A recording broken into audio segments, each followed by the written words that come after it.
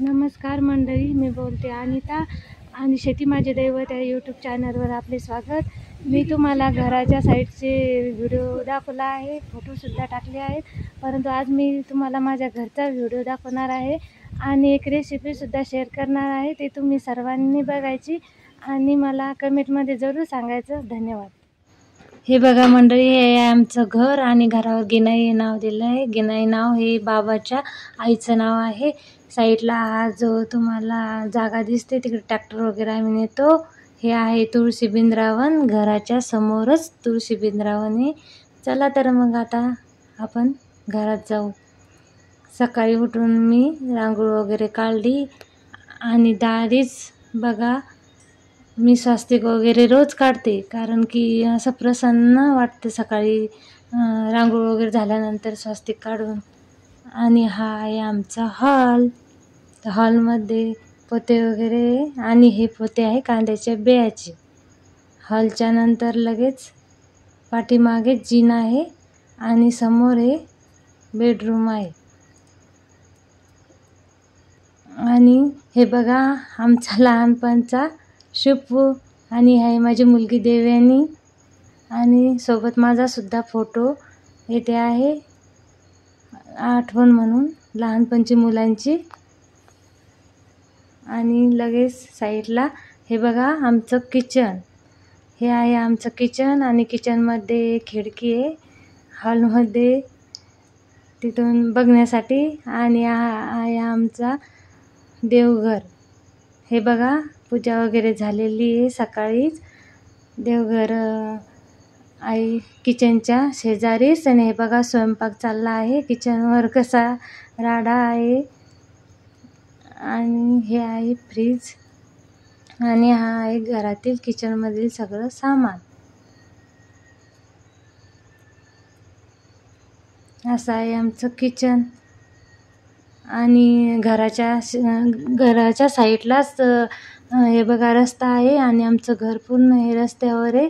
आणि हे किचन आहे आमचं. चूल वगैरे आहे इकडे. आम्ही चुलीवर स्वयंपाक वगैरे करतो. आणि बघा आमच्या आई पोळ्या टाका लागल्यात. बाबाला चुलीवरचा स्वयंपाक खूप आवडतो, त्यामुळे थोडंसं एक किचन आहे. आणि हे घराच्या मागील आहे आमचा कोटा.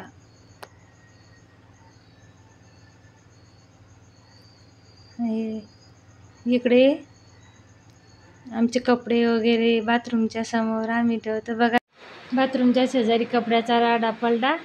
इकडे आहे संडास आणि बाथरूम. बेसिंग बघा कसं बिघडलेलं आहे.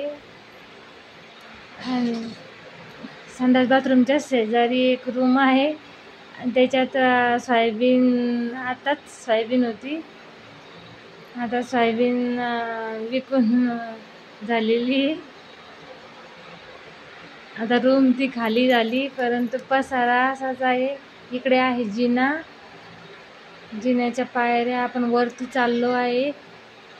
इकडे झाडे दिसतात, ते मी तुम्हाला मागच्या व्हिडिओ दाखवलेच होते. हा आहे जिन्याचा दरवाजा. जिना हा घरातच आहे. हॉलच्या साईडलाच जिना आहे.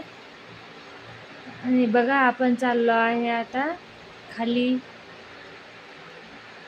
आज माझा उपवास आहे, गुरुवार, आणि देवाची पूजा मी करू राहिले. आणि घरीच आहे आज. शेतात वगैरे काही जायचं नाही. पावसाच्या दिवसात अगदी झटपट बनणारी अशी रेसिपी तुमच्यासमोर शेअर करणार आहे.